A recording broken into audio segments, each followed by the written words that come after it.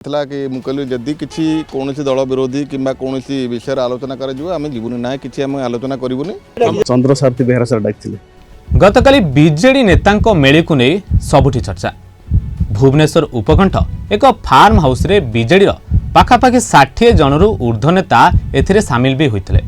BJD रो नेता माने एहाकु केवल बंधु मिलन बोली कहूथिबा बेले गणमाध्यम एवं राजनैतिक महल रे एहाकु नै किछि भिन्न चर्चा हेउछि। तेबे एहा केवल बंधु मिलन नथिला ना दलर नेतृत्वଙ୍କୁ परोक्ष भाव में आंगुली देखा जाउथिला ताहा परर कथा।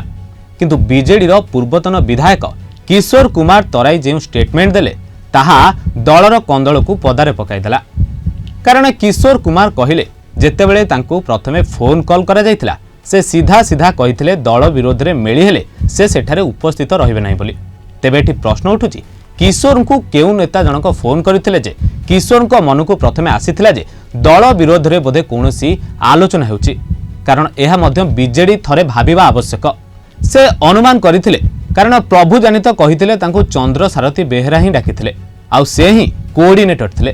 तेबे एठी प्रश्न उठुची किशोर कुमार तराई को किए फोन करथिले जे किशोर को मनरे संदेह घनीभूत होइतिला जे दल विरोध रे एठारे कोनोसी ना कोनोसी आलोचना होई पारे बोली।